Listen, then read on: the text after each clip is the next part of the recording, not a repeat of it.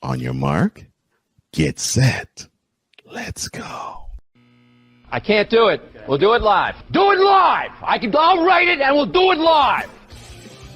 Mister, will you please wake up, wake up, wake up, wake up, wake up?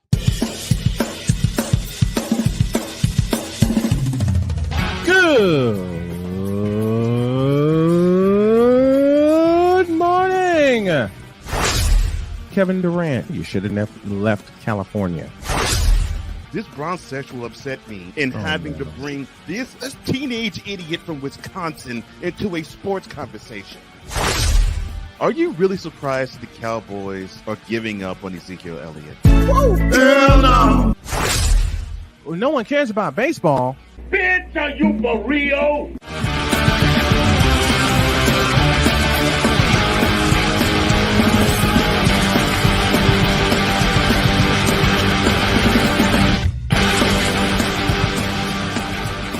Welcome to a Juneteenth edition of Snowman in the Morning with Cole Johnson.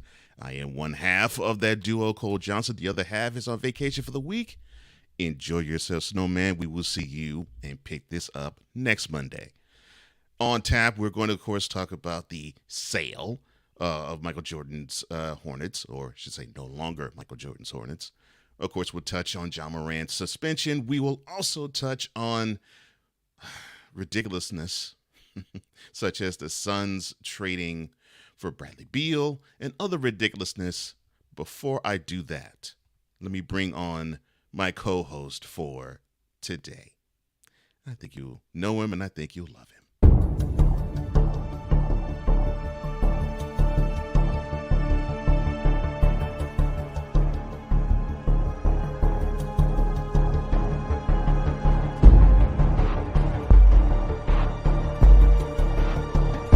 Now, forgive me not knowing the brother. You got your mic black. I don't know who the hell you are. It's like you're in the broadcasting witness protection program.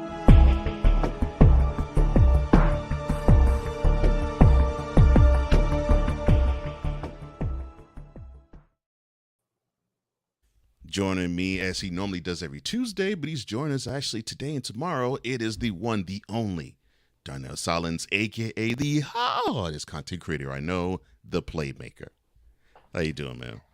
Good morning. You see, I leave that to all of you. I leave that to all of you. Enjoy your vacation, Snowman. Mm-hmm. Yes, definitely. In the Fanatic Feedback Zone, good morning to U-Haul TV. How you doing, David 3000? We'll talk a little bit later. Hall TV, he says, look, let's talk about the NBA Hall. Well, we'll talk about that a little later. Let's I right don't want to now. talk about the Hall. Forget the Hall. There's more other stuff to talk about than the Hall. Oh, yeah, definitely. And we'll touch on at least a couple of those things. Well, at least one of those things in the whip around.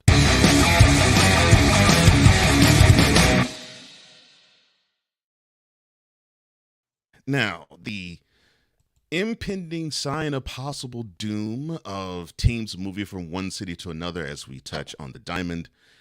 Does this move of the A's moving to Las Vegas going to be a trend, or is this a one-off? Well, for fans in other markets, it probably should be a wake-up call because for the first time in almost 20 years, when Major League Baseball yanked the Expos out of Canada and moved them to D.C., and of course they rechristened the Nationals, a big league team has relocated, or at least has officially relocated.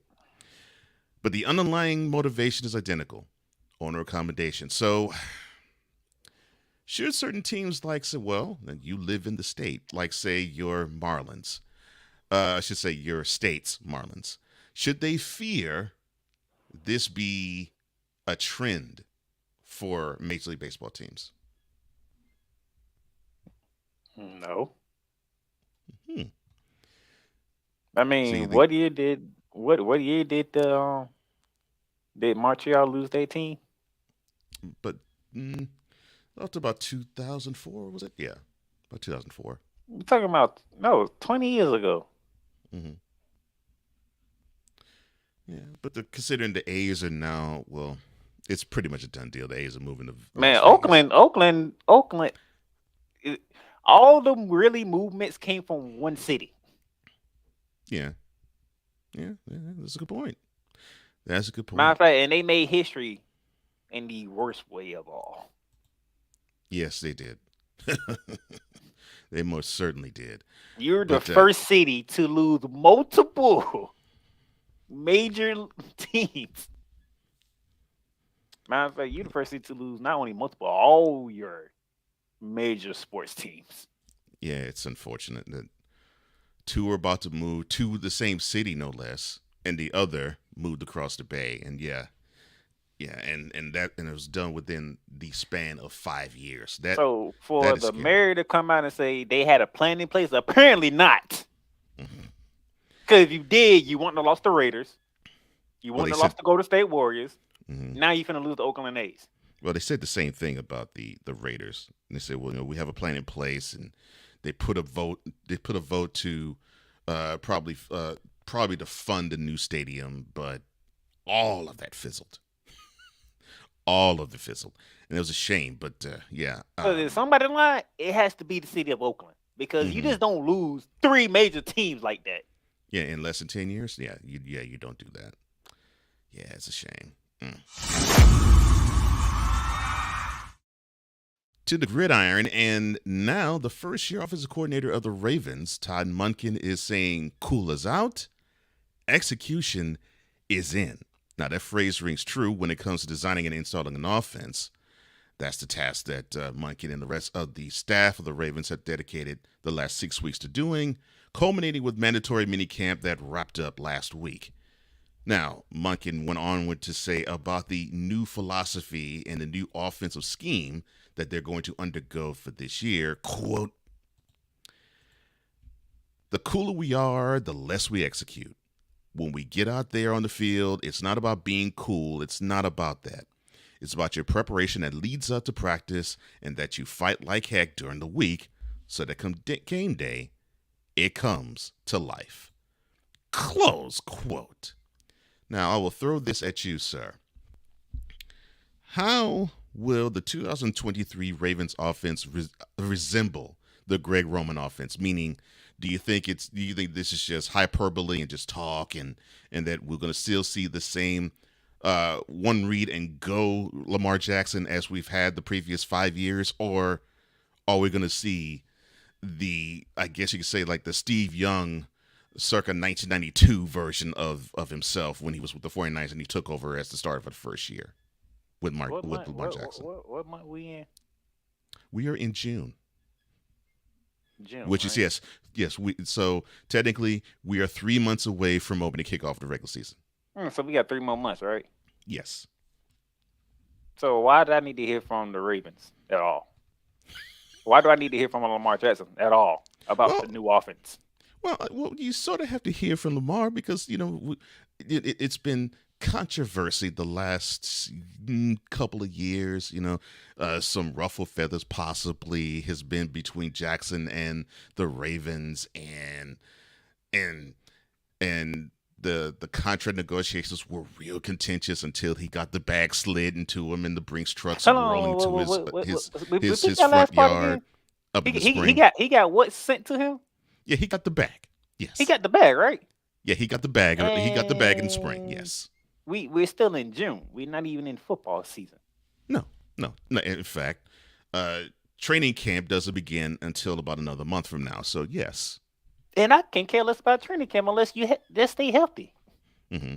So until September gets here, I don't want to hear nothing about this new offense because you ain't gonna show it in the preseason.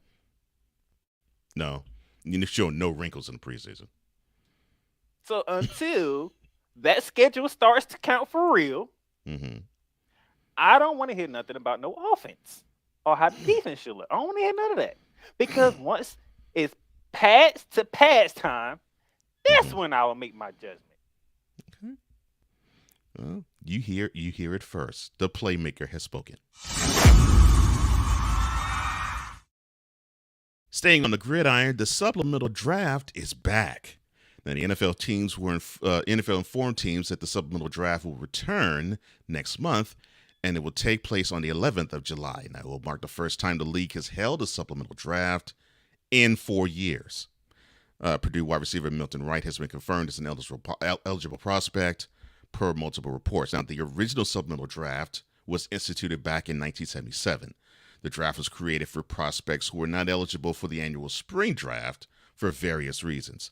Last player that was picked up in the supplemental draft was safety Jalen Thompson, who was a fifth-round draft pick of the Cardinals back in 2019. He has since has 307 tackles, 19 pass deflections, and 5 picks in the 54 games he has played, all in Cardinals uniform, and he started all 17 of the poorest Cardinals franchise last season.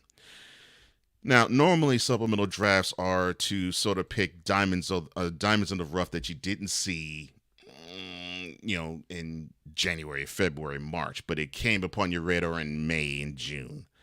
Do you think the NFL needs to always have a supplemental draft every year?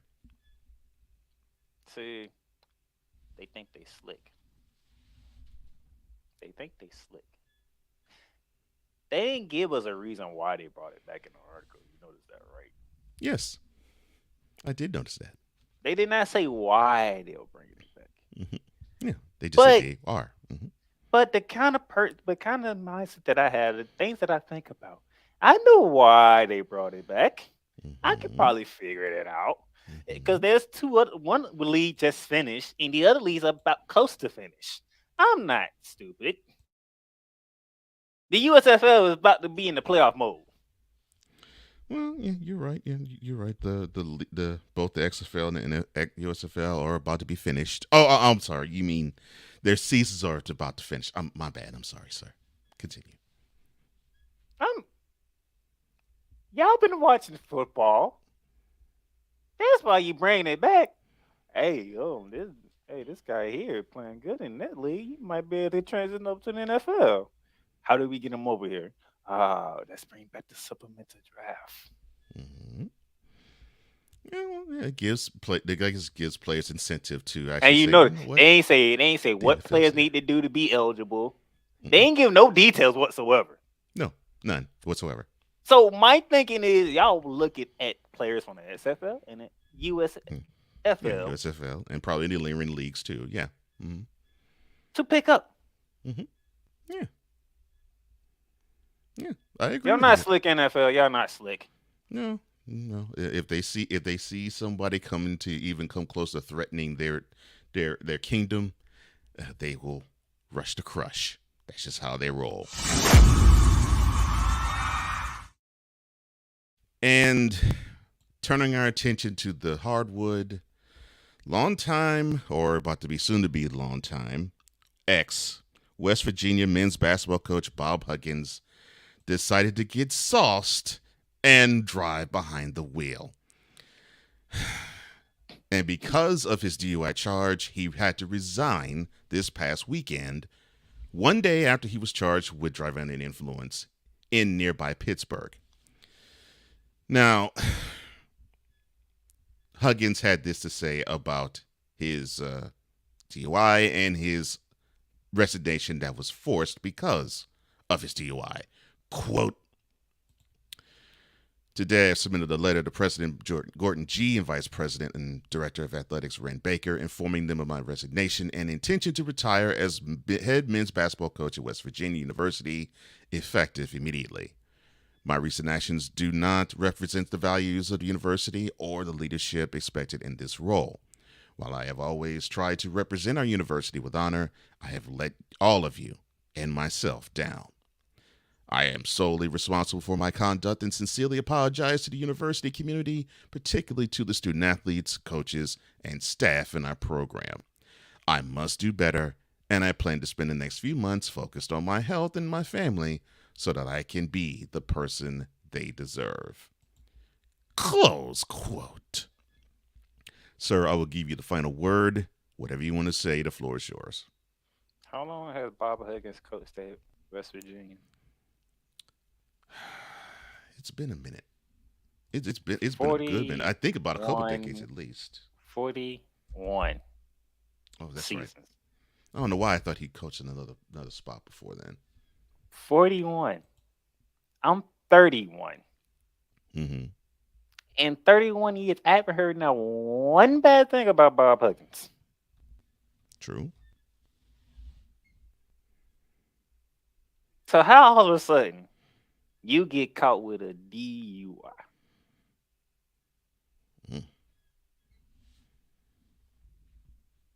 This is a terrible way to go out. Yeah. Okay.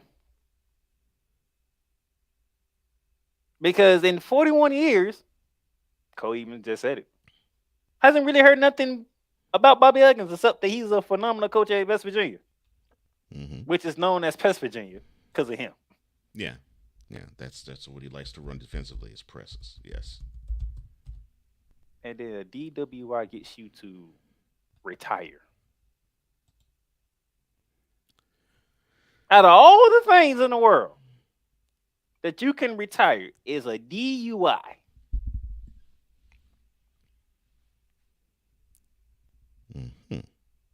Now, I will say this, the era that we have known to be college basketball is coming to an end. There's only like 4 names left. Tom Izzo, Mark Few, John Calipari, and Bill Self.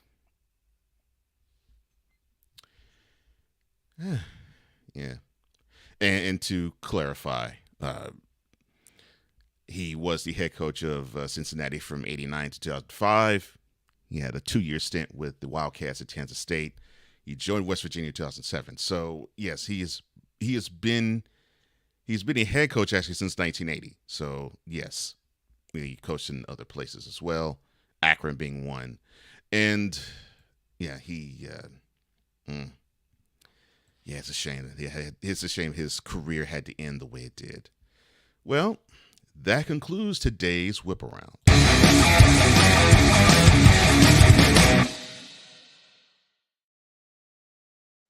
All right, we'll take a pause for the cause. We'll come back. We will greet again the Fanatic Feedback Zone, and we'll touch on the Suns and the Wizards trade. Hey, this is Snowman in the Morning with Cole Johnson. Be right back. We're not a cooking show. We're a show about cooking. We turn the camera around and point it at you. Our show takes place right inside your kitchen.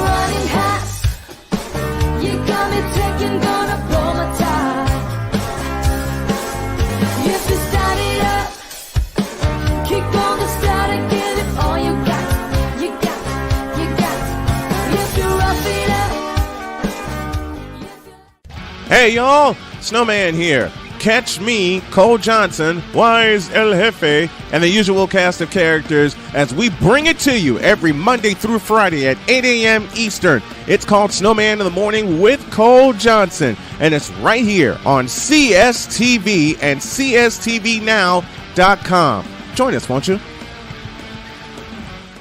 I'm in another lane. I'm a different breed. I'm everything you can never be.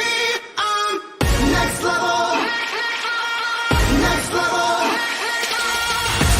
Thursday nights are wrestling night on CSTV. Tune in every Thursday night at 7 p.m. Pacific to see all the amazing Next Level Pro Wrestling stars on Thursday Night Throwdown on CSTVnow.com and the CSTV app on your Roku device. The following is a public service announcement from Wise El Jefe. Boston. This has been a public service announcement from Wise El Jefe. Why did you play that? Because I know I'm going to be hearing this all week long from him. I know. Hey, look who popped in the chat. Back at Snowman and Warwick Cole Johnson. I know I'm going to hear this. Look who just popped in the chat, though. I know. I saw. I'm going to hear this. All right. For those who don't know, the person that you heard, Wise El Jefe, and we're boys, we're brothers. We actually do a show called Mentality, and every Friday we record. I know I'm going to hear at least a little bit of it seep out of him when we record later this week. I just got 2 numbers for you, Cole. I just got 2 numbers for you. Mm-hmm. 1 and 5. That must be the record that the Yankees have against the Red Sox this year. Is that what you're saying? Yes. Oh, man. Including what took place yesterday. Mm-hmm. Right. All right. Let's get to the feedback. Good Lord. You in for it. No, I'm not in for it. I just basically reflected to you the pain I know I'm going to hear come Friday. Jason, how you doing, sir? It is good to actually meet you. I've heard about you. Welcome to the program, sir. Totally appreciate you. Hall TV says, look, the Hall and the trade that shot the Wizards. We'll touch on that after we say hello to the people like yourself, sir. Good morning, good afternoon, good evening, good night. As he always does, he greets us as well. Sig Diggy all the way from Scandinavia. He also goes on to say, from the Montreal Expos to the Washington Nationals. They even won a World Series after the move to D.C. Yep. And at my Astros' expense at that. Hall TV says, well, the Ravens would be like that song in New Attitude. I'm here for it. Well, the person who I would hope to be here for it would be Lamar Jackson, because he needs it. I think he needs a change in offensive philosophy. Six says, does the man have a substance abuse problem? Talk about Bob Huggins. He might. He actually might. He might. David 3000 says that would be a rip. Yeah. Six says, look, this edition of the Whip Round is brought to you by Daddy Joe's Rawhide Belts. The belts for chapping that hide raw. Daddy Joe's Rawhide Belts. Salute to Gary, Indiana. Rawhide. Oh, I'm sorry, my bad. And speaking about my brother from another mother, Wise El Jefe? He says, good morning. And he also says, you must have sensed me. Yes, I think I did, sir. I love you, brother. Hope everything's good with you. Six says, and smooth suede, the smoothest suede shoes this side of the Mississippi. Yes, I know, David. I responded to you, sir. Six says, will the now former West Virginia head coach be nominated for Moron of the Year? That award has already been awarded. That's a thought. No, it's not. And Wyatt says, why are you bringing up the past? That's addressed to you. That's addressed to you, Mr. Ain't the past is this season. Playmaker. This season is not the past. This season is current. Okay, well, speaking of current, I'm laughing at this because I can't believe I'm about to read off this trade. So the Wizards and the Suns pull off a trade. And the Suns reached a deal to It's not official yet. They've reached a deal to acquire Bradley Beal from the Wizards, as his agent, Mark Bartelstein of Priority Sports Entertainment, confirmed. Now, the outline of this trade, it would send Chris Paul and Randy Shamet, plus a multiple draft picks, and I think I've heard they were all second roundish in that realm, to the Wizards. Phoenix doesn't have a first. Phoenix doesn't have a first round draft pick, yeah. And in turn, they will get Beal. Now, Matt Ishby, I'm sorry, the new Suns owner and the guy who wanted to act like he was a power forward in snatching the ball away from Nikola Jokic in their Western Conference semifinals matchup. He continues to add big names to the roster. Now, Beal will join Booker and Durant, Devin Booker and Kevin Durant, for those who are not familiar with either team, either player, who the Suns acquired in a trade deal, Durant, back in the winter. Now, for those who want to know, Beal, he's a 29-year-old. He's a three-time All-Star. He's an All-NBA selection from 2021. And this past season, he averaged 23 points, 5 assists, and 4 boards. Shot 51% from the field, 37% from three. But he's only played 90 of 162 games the past 2 seasons. The only question I have to ask you, Playmaker, is Why do they want to have ISO-ish styled players? Talking about the Suns. Why? What's the point?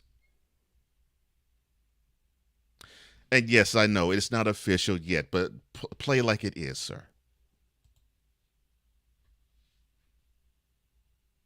Oh, and Wise says yesterday's the past.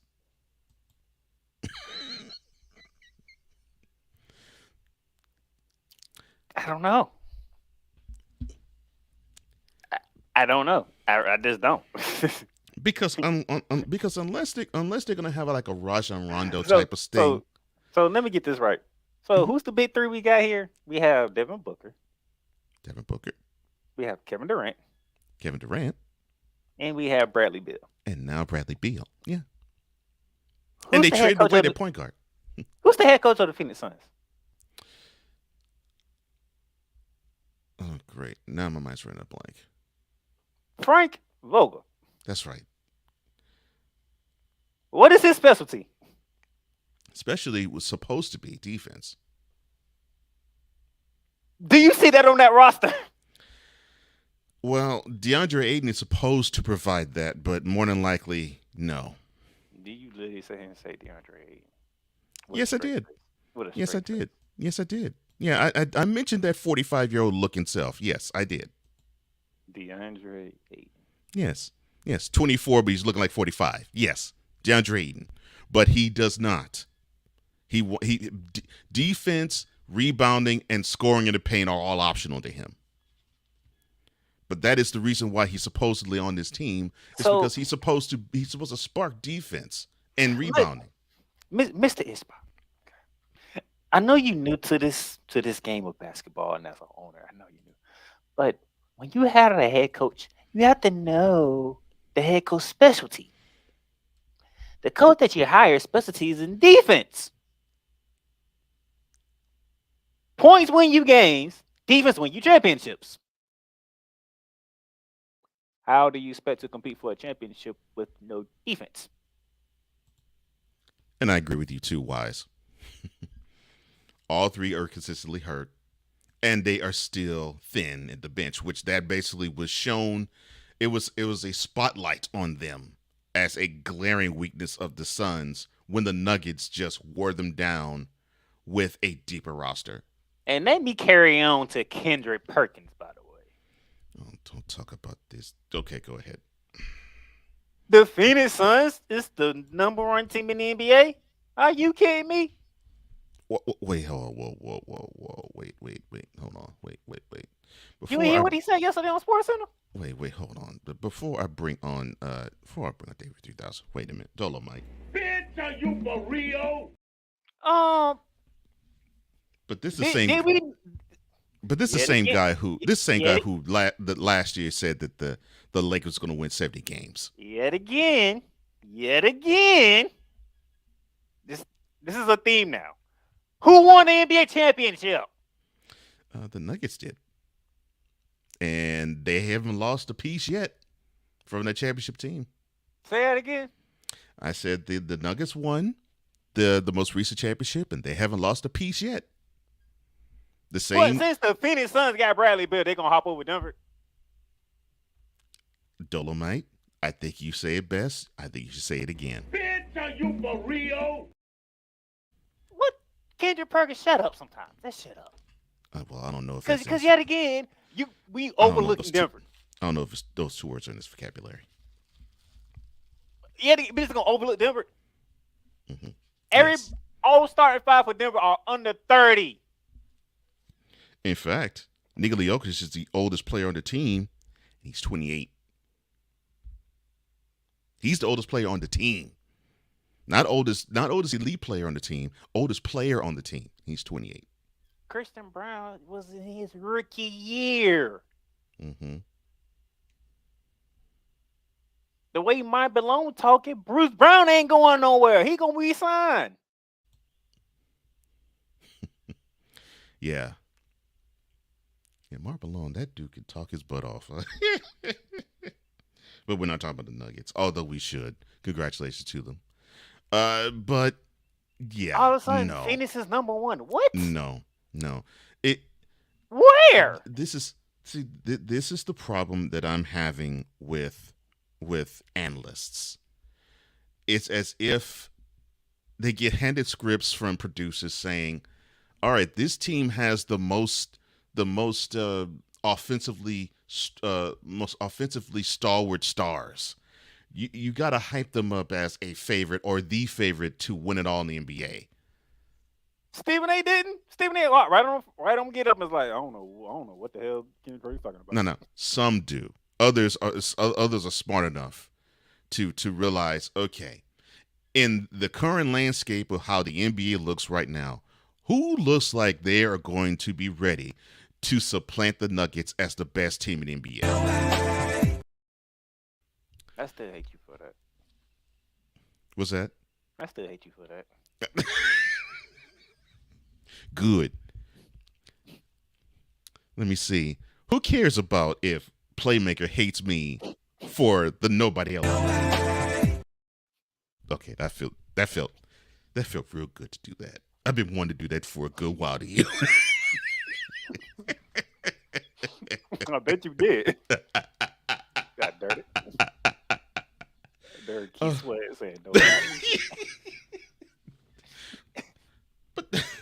But seriously, man, this is the issue that I have with analysts. It's like, okay, you got stars, and if you have the makings of 3 all-stars on the team, that should automatically put them at the head of the class as for a contender for a championship. And I'm thinking to myself, didn't you just learn this lesson?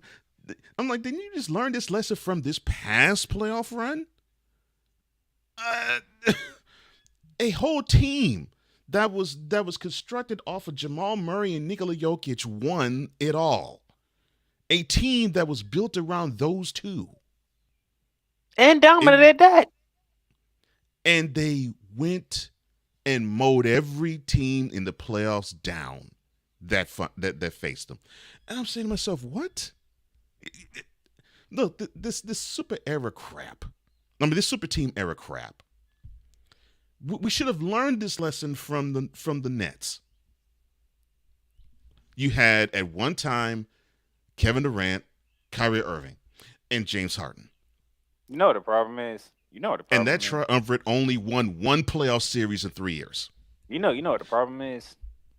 They trying to copy Miami, but they ain't doing what Miami did. If you notice what the Miami did, Dwayne Wade was a guard. LeBron James a forward. Chris Bosh was a forward. Mm-hmm.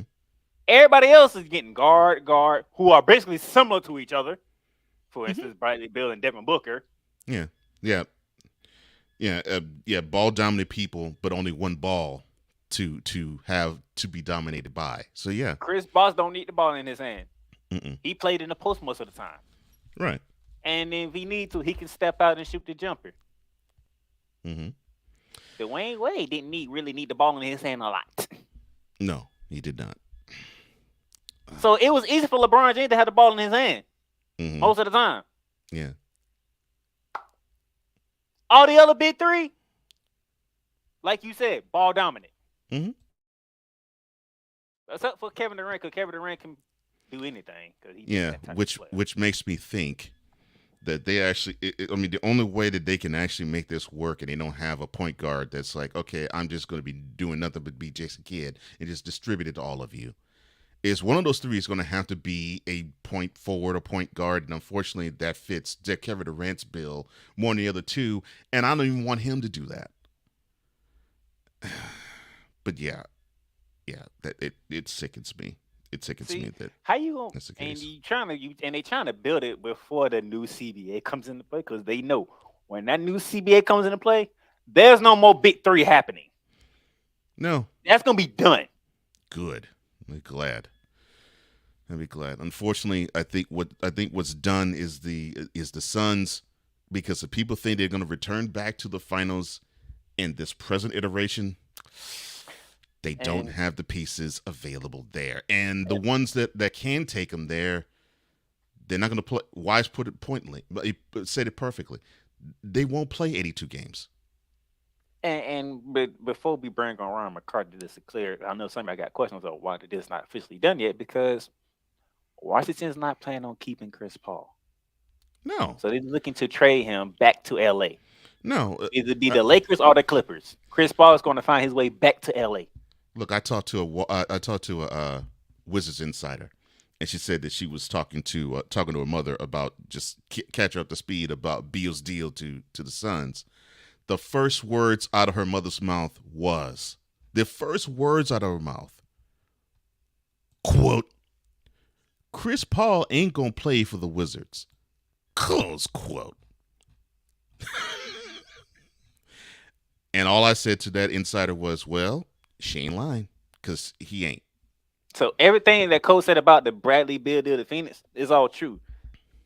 It's the other side of it. Washington is trying to make a deal to get Chris Paul to LA. Yeah, I was about to say that they're trying to get a Laker.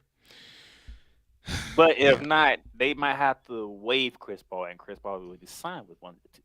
Mm-hmm.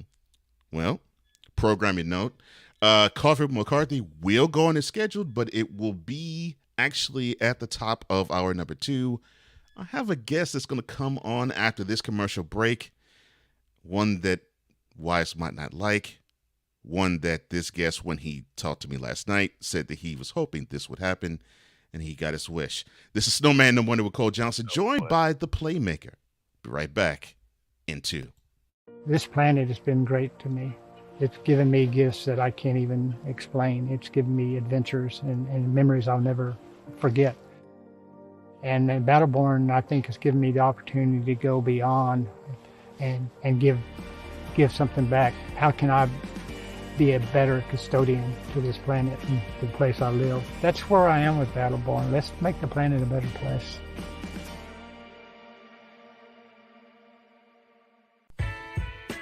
Hey everybody, Brian Snow here. Want to do some afternoon sports talk with me and be interactive? Also meet some great guests from every walk of life? Then tune in to The Brian Snow Show on CSTV and CSTVnow.com. Weekdays at 2 p.m. Come on aboard and enjoy the ride.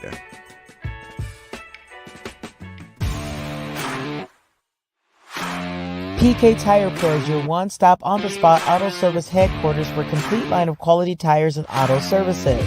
For years, we have provided the Stockton, California area with the latest products and unprecedented services for everything we sell. And for years, our customers have been coming back. Take a look around. If you don't find what you need, visit us in Stockton, California. From the latest and best in tire technology to the services required to keep your vehicle looking good and running great, PK Tire Pros can get you out on the road quickly and at an affordable price. Stop by soon to see why so many people consider PK Tire Pros to be the one-stop shop for all of their tire needs. At PK Tire Pros, our friendly and knowledgeable staff, quick and dependable service professionals, and affordable prices all come together to make driving out on a new set of tires easy. On top of that, we never tire of tires. Stop by and see us, and you'll be glad you did. The following is a public service announcement from David 3000. Yankees suck. This has been a public service announcement from David 3000. Back at it here on Snowman in the Morning with Cole Johnson. I am Cole Johnson, not the Snowman, and I am joined by the Playmaker, and now joined by I guess you could say a Patriots, a Bruins, a Celtics, and a Red Sox fan. And a recent friend of mine. Welcome, David 3000 of the David 3000 Network, to the show. How are you, sir? Doing well, and I just told Jason DeCanio that I'm here, so hopefully he'll be here shortly. Okay. All right. Well, you talked to me this past weekend. You said that you were hoping that a certain person would be here, and that certain person is in the chat. What do you have to say, sir? What happened this past 2 weekends, huh?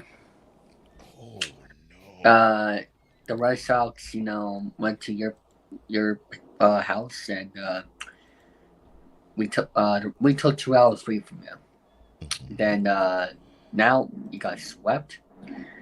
and I feel bad because Aaron Judge is not in the lineup, and I wanted him to have the single season home run record to get back to the back years, but with him being injured, that seems miles away. So yeah, it's really unfortunate for you, but I'm very happy that you guys got swept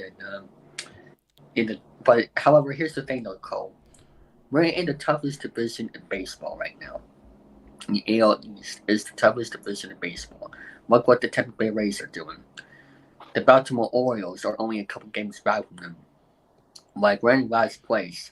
That's the crazy part. It's the Baltimore Orioles in second. Yeah. Yeah, the Orioles are in second place. Ever since they brought their new prospect catcher, ever since they did that, they've been on a roll. What do you think about the AL East, Cole?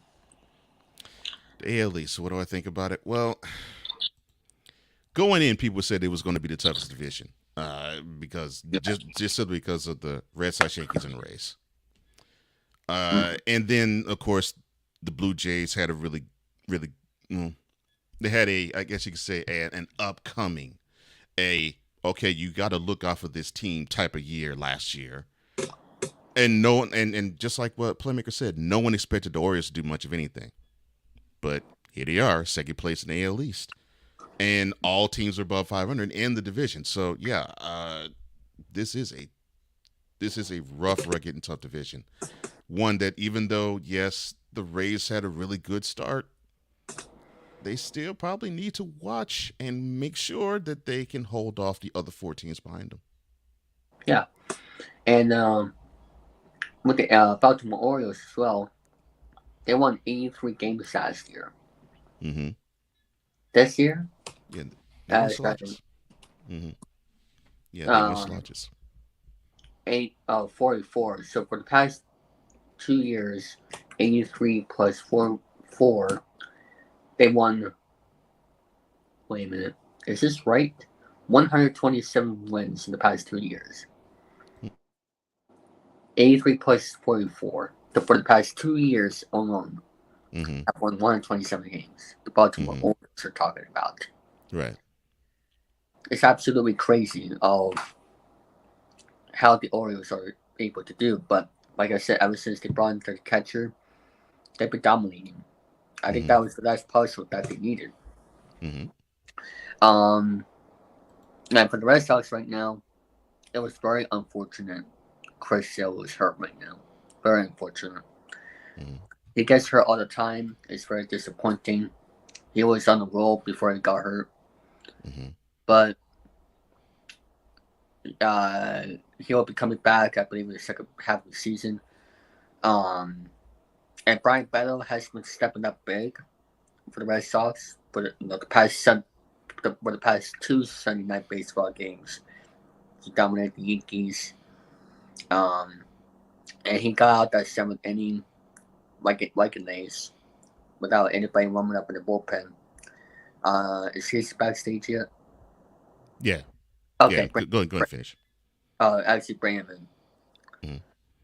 Bring Jason in if you can. All right. Okay. Well, then we'll be joined by the other co-owner of the David 3000 Network, Jason DeCanio. Thank you, Cole. How you doing? Doing good. Doing good. How are you, Jason? All right. Just kind of, enjoying the days off from work, Monday, Tuesday. But yeah, I mean, a co-owner's job is never done, as they say. No, it's not. No, it's not. Yeah. All right. So what's on your mind these days? Well, the New York Mets sitting at 33 and 38 right now got their cans handed to them over the weekend by the Cardinals, who showing signs of what the Cardinals. I can't believe the Cardinals are actually not even really dominating this year. I would have thought the Cardinals were a better team than I have seen on paper. They look like a great team against us Mets. In fact, anybody who plays the Mets, regardless of their record, it doesn't matter. That seems to come out of their shell. I don't know why, but it does. Yeah. And it's just this is a disappointing first half for us Mets fans. I know it's like trying to give a report on the strengths of the team, the weaknesses of the. Well, I think everybody can understand that the pitching needs a lot of work. See, this is what happens when you spend all this freaking money You to get better. any better. You could not have said it any better. That's what everybody is complaining about. That Steve Cohen has spent all this money. Spending. And yeah, well, and the thing is, and I was telling David on my on DMS 3000, we get all high up. We have all these high expectations of all these players, and then they go and just have a dismal season, or they get hurt, or somebody attacks them. Like Pete Alonso was out for 10 games. Mm-hmm. The Atlanta Braves guy pitcher hit him right on the hand. Now he's not leading with home runs anymore. He was before, but That was an accident, by the way. That was not intentional. I don't know. We see, but a lot of people would disagree with you and say it was intentional because here's Of course, because it's the Braves. That's why. Of course, yeah. That's what I'm saying. It's like that's why any Braves fan that wants to come and debate me on it, I'm like, don't waste your time because I'm not gonna fall into your trap. This is a troll trap. That's what I'm concerned. That's how I'm saying on it. I've seen the pitch. It was an accident. He did not try to hit him in the hand. Yeah, but he still didn't have control. I mean, come on. These pitchers have all the control in the world, and come on, really. Take the time to throw a good pitch, and you will have control of your speed. That's what I have to say about that. All right. Well, I'll ask this. So, of course, the Mets last year had triple digits in wins, and they were coasting and leading the AL East for most of last year. And then what did I say? And what did I say on this program, Cole? Yeah, you actually did say that you saw that the Braves were going to catch him, and they did. So, how much do you attribute the swoon that the Mets had at the end of last year to how they've had these start and stop spurts this year, the uneven play that has seemingly continued? If it would come down to that, I would say that the big thing that really kind of destroyed our first half was that Max Scherzer in the situation with the rosin. That started the downward trend because we were actually doing fantastic against the Dodgers. We took like 3 out of 4 from them, and then once Max went on that 10-game suspension, forget about it. It was all downhill from there. And I don't think we're able to come out of that unless for some reason we have a fantastic second half and can salvage what we didn't have in the past couple of months, I want to bet against because you know how my Braves are in the second half of seasons. Well, I mean, you guys are just totally dominating right now. More power to you.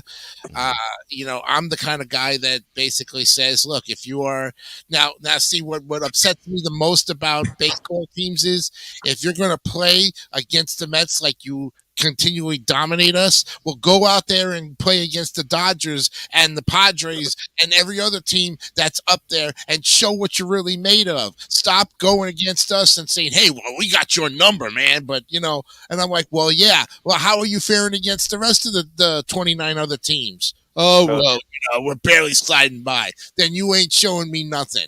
Then you don't. I got Cole Johnson here because you'll think I hate the Mets the most, but no, it's the damn Dodgers I hate the most. The Dodgers are a fantastic team, but Arizona's showing them right now who's boss, and it's a shock because nobody would have thought Arizona was shocking. Yeah, but it's shocking just about everybody. NL West, and the NL West, mind you, Cole, is a very tough division to win. Very tough. I think it's tougher than the NL East. The West is the toughest divisions. If you look at over the past 25 years of baseball, you will see the Dodgers have just totally dominated that Western division, and the same can go on the other side with the AL, the AL West, where you've got the Astros and the LA, not the Angels so much, but even that rate, Texas Rangers sometimes can do some things, But Houston again. AL West, they're going to somehow come out of it. Will the Angels ever get it right? I don't know. They did. I don't That's the think. question I I think got. when they went to Anaheim is when they all screwed up and they called themselves the Anaheim Angels. Why don't we just call them the Los Angeles? I know them by the L.A. Angels, Los Angeles Angels. That's all I know about them. You know, same thing with Oakland. And as far as with Oakland is concerned, and I heard you guys were talking about this at the top of the show about going to Vegas and everything. I think it's going to be a great move for them. But in the meantime, you can't forget what those guys did over the course of 45 years. With their players and everything, they had that total domination in the early 90s when Canseco, Stewart, McGuire, and all those guys were batting up the balls and pitching was fantastic and everything was going smoothly. And then you look at the last 10 years and you say to yourself, well, but everybody's going to have a downfall, but not as bad as what they're having this year. I think they just can't wait to get to their new stadium, Yeah, and what sucks is there's such rich history in Oakland with the A's. People forget that's the last team that three-peated in baseball. Yes. 72, 73, 74. That's the last team that has won 3 straight World Series. And Matter in of fact, 50 when the years, last time a it team won has not happened. back? Well, actually, didn't the Yankees won 3 straight? If I remember correctly, from the 90s. The Braves no, they didn't win. They didn't win 3 straight. No, the Braves went back to back, but they won one and lost. No, I was talking about the Yankees. Oh. But Oakland won 3 straight. They had this is a historic franchise that they had legends of players. Yeah, and it's very fortunate. Ryan McCarthy. Ryan's just mentioned that. Yep. Oh yeah. Yep, you're right. The Yankees. Thank you, Ryan. Yankees. As a matter of fact, the Yankees won 3 straight. Yeah. 98 to 2000. Yep. So, but still, Oakland was a historic franchise, and now no more sports in Oakland. The only baseball team that is going to be around in the Bay Area is the San Francisco Giants, who are actually doing very well right now. Swept the Dodgers in Dodger Stadium. This is what the Giants do. Because they know the Dodgers going to get all the headlines. The Padres might get some of the headlines. And the Dodgers just going to quietly go out there and just beat up on everybody. And then all of a sudden you look up. When did they win 100 games? Yeah. They won. Yeah, the Giants won 100 games, I believe, back in 2021. So, I don't know. It's weird on how they run things, but I hope they do well this season. And I know they have the Padres coming up, so that should be a big series for them. And the Padres spent a whole lot of money this past season too. I mean, Bogarts. There's a lot of great players that they added. They extend Manny Machado. Who knows? They might do the same thing with Soto, but and people say they might add Ohtani into the mix. I don't know if that's going to happen. People say the Dodgers with Ohtani, but I have no idea. Where you guys thought for Ohtani is going to be? Yeah, sure. Ohtani goes to the Dodgers. Okay, he says Dodgers. I'm officially done with baseball. If Shohei Ohtani goes to the Dodgers, I'm officially done with baseball. He's hanging his hat up. That's it. He put his foot down on that. I think the Mets are trying to go after Ohtani, and I don't think it's going to pull through. That's a big thing in the headlines in New York sports right now is can we get Ohtani by the trade deadline? If that happens, I'll cry for 3 days straight. but knowing the Mets, they'll find a way to screw it up. They'll find a way. But it's also one of those things. Is as hard as it is to play in New York, whether it's the Yankees or the Mets, is you got to deal with that media every day. Yeah, and I'm the toughest journalists ever for sports. I mean, they cover great sports pages, fantastic. But I think the pressure once the players get out of that area, they seem to do better. I don't know. It can be a fishbowl if you're not prepared for it. Yeah, that's very true. But Where do you go to other teams and then they have a fantastic sellers story year. Where do Last you word, think David 3000. where do you think Cole Otani is going to be? What do I think? I'm sorry. Ask that question again. Oh, where do you think Otani is going to land, or is going to stay in Anaheim? I think personally, I think either he will stay there, or he Yeah. or I think he's gonna stay. I think he's gonna stay with the Angels. But if he Yeah, I'm does not sure. move, yeah, if he does move, I don't know why I'm thinking we'll be talking about this next year, and he's wearing pinstripes. Not saying I'm rooting for it or wanting it. I could see it happening. Nah. Yeah. I mean, it'll be Yankee? Yes. It'll be shocking to see Anaheim getting rid of Otani because they have no choice with him. That's what I'm saying. They have do you no know they how have no other player nasty that other is? than Trout. So Yeah. other than Mike No, Trout, they got do you- nobody there. Do you realize how nasty that is? I mean, they have They have Rendon. one of the Yes. best pitchers in the league, Yes. and on the same team with one of the best hitters in the league. Yes. Yes. Yes. Unfortunately, I can see that. I'm not again. I'm not rooting for it. I'm not begging for it. I could see it happening. But Do you know how I think a lot I of think people his would best be, move is to stay where he is. Actually, do personally. you know how unsolvable a person will be on a 4-letter network if that happens? Oh gosh, we'll be seeing him every single day. Yes. Yeah. What did Tyler. Ichiro do on the mound? What did Ichiro do behind the plate? Yes. What did Ichiro do behind the at the plate and on the mound? Yeah. Yeah. It'll By be the way, ridiculous. Cole, if it's okay with me, with you, me and Jason would like to be on here, 10:30 Mondays, so we can promote and talk about baseball and do our reports. Well, we'll talk off air about that, but I will keep that in mind. So where can people find the both of you individually and collectively? Oh, well. You want me to go first, David? Yeah. Okay. Well, besides working for David with the 3000 Network, I have 3 YouTube pages. One is called The Legacy of New York. The other one is called Jay's Retro Toys and Games. And the third one is The Legends of Smooth Jazz. Plus, I also run a Spotify channel called The Queen's New Yorker, which is the sister show to The Legacy of New York. So I'm on Anchor and Spotify. Well, I'm on Spotify, which used to be Anchor, but now Spotify, YouTube, Facebook, and Instagram as well, too. You can find me there as well. So I'm all over the place. Just Google my name and, like I said, please just don't troll me anymore. I don't need. I have enough times, and it's been.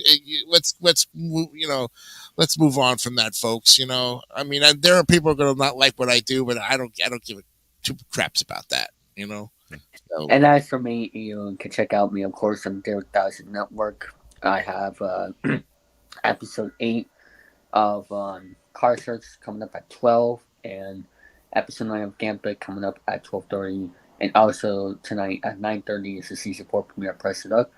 And then I do the Dugout Crew podcast Thursdays now at 5 p.m. is the time.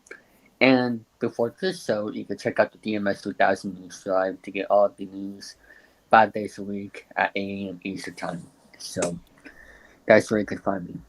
All right. Well, we'll be talking more baseball with these individuals.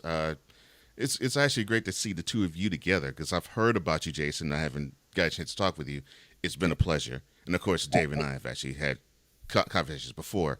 This is David 3000, Jason DeCanio, both of the Beta 3000 Network and of other things that you've just heard.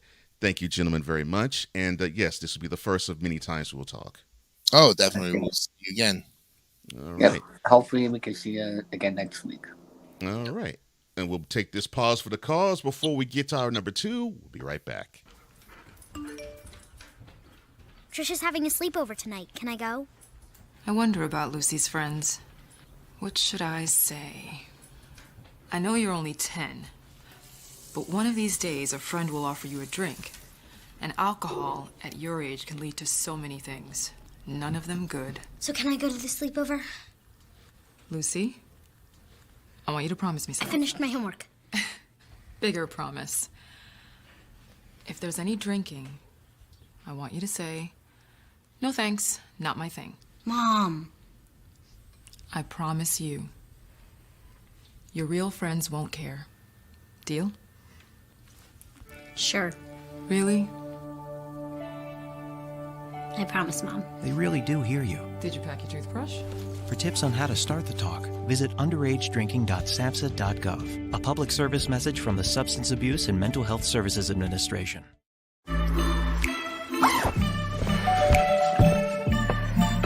Yo, camping buddy. Okay, you guys ready? Dude, I thought you were driving. I thought you were driving. Oh, I never said I was driving. I definitely can't drive.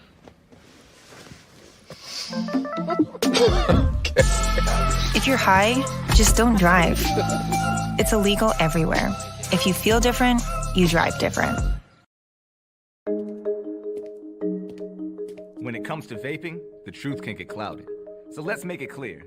Vaping is not safe for kids, teens, or young adults. It's just not. Because vaping can put microscopic particles into your lungs. And dangerous things like metals and volatile organic compounds into your body. And nicotine, the same highly addictive substance found in regular cigarettes. Nicotine can harm a person's brain development through their mid-20s. Affecting learning, memory, attention, and impulse control, and priming the brain for other addictions. Vaping products also come in kid-friendly flavors that can make them appealing to youth. And many kids also use other drugs, like marijuana, in vaping devices. With appealing flavors, high nicotine levels, and lots of promotion on social media, many kids think vaping is harmless, but it's not. So talk to your kids about the risks of vaping, because when you talk, they hear you.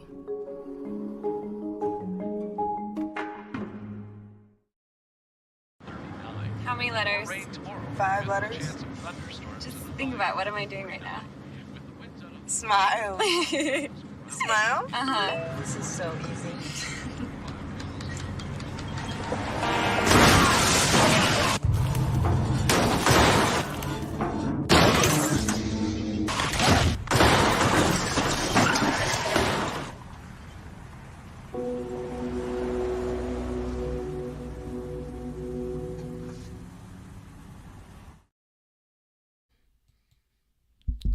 Welcome back to Snowman in the Morning with Cole Johnson. And before we bring on our normal guest that we normally bring on at the 10:30 portion of the show, let's begin our number 2 thusly. Time for hour 2 of this spectacular. Ryan McCoffey now joins us this morning. That's what you need to do to beat Josh Allen. You need to make him uncomfortable. Hour 2, time for some Spivey notes. And here's Jay. Well, I know he's only in his 3rd year, but they're just wasting Justin Herbert. Hour 2, the hardest working content creator I know, the playmaker. Hey, LeBron James, the greatest scorer of all time. Hey. Hour 2, the one, the only Christopher Dietz. They rewarded Ohio State for not playing, and they punished USC for playing. Hour 2, Sam Shady. Oh, man. It's been a roller coaster ride if you were a Philadelphia Stars fan. Hour 2, that's Big Ben, the man in charge of the BS3 network. And if I see Kurt 2 Chainz Cousins out. Hour 2, Chris Bay's joining us. Oh my God! Oh, this game! Oh, way to go, Sammy! Hour 2, was El Jefe. Oh man, I thought I missed it. What in the all types of blue hell? Time for hour 2 of this spectacular, and it starts right now.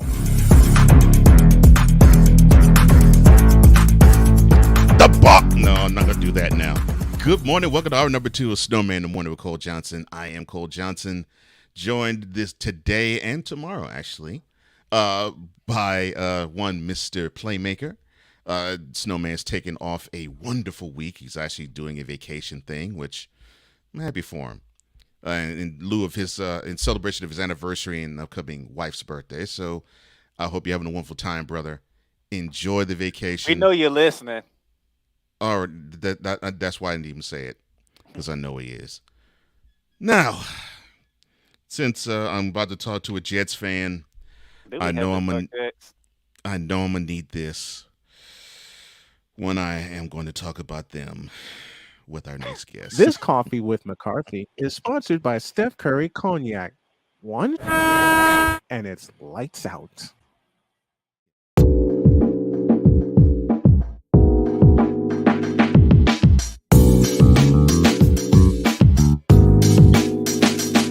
Premium sports takes served hot or cold.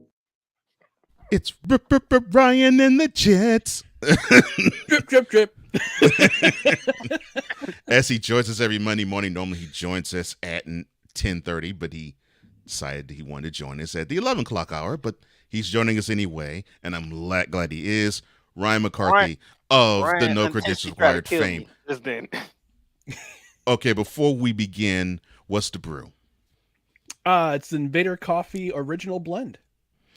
Yeah, and of course, Invader Coffee is the official coffee of No Credentials Required and Snowman in the Morning with Cole Johnson.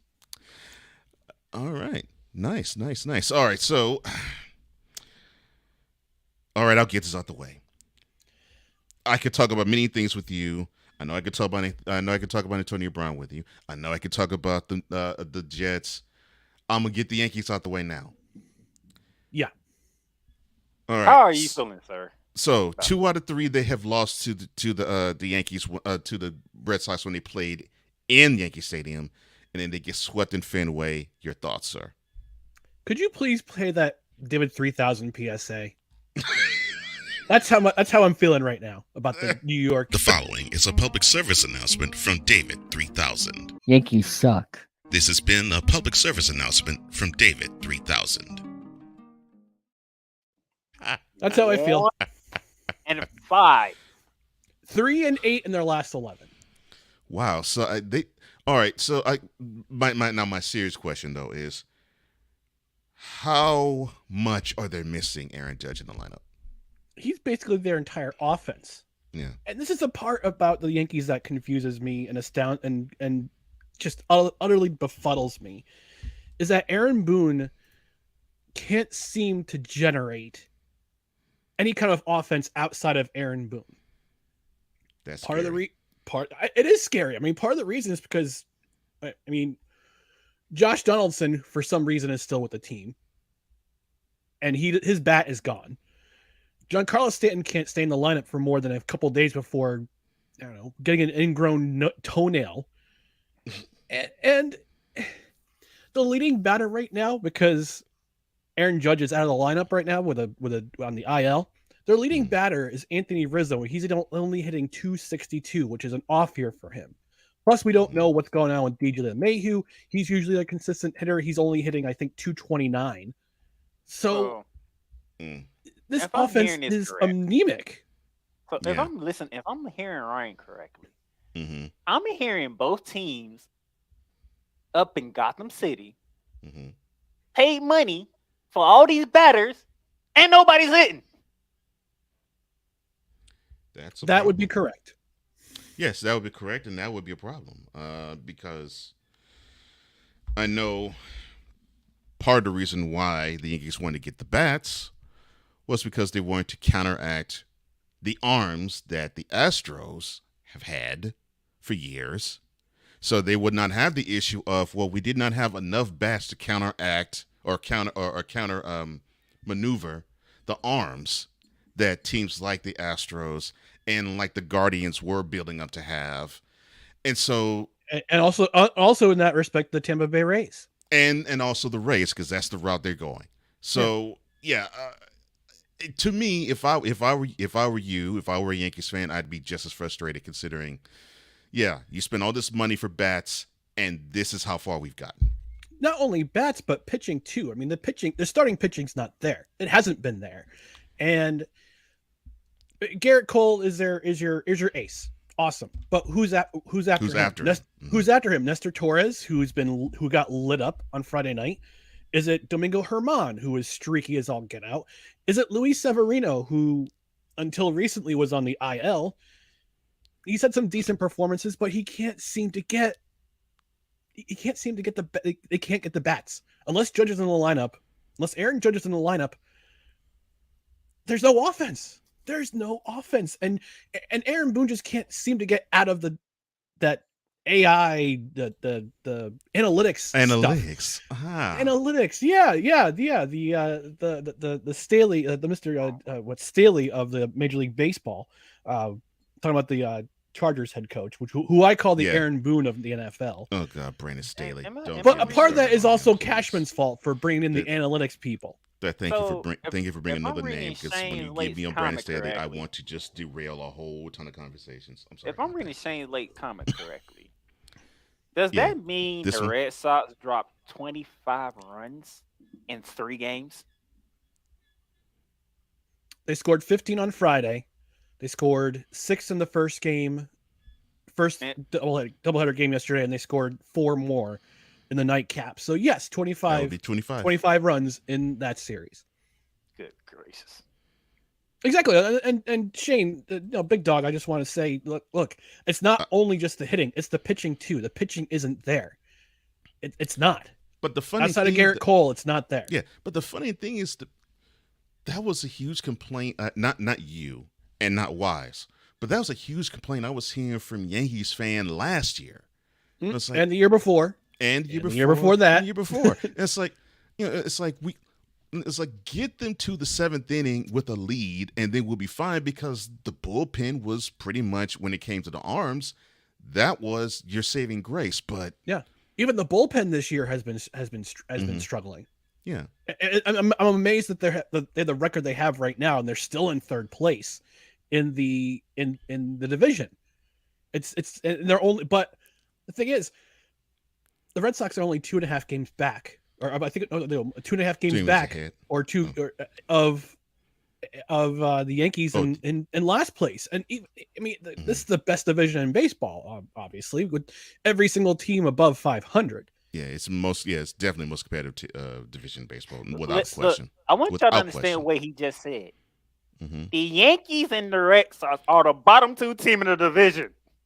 Well, two of the bottom 3. Toronto's the bottom 2.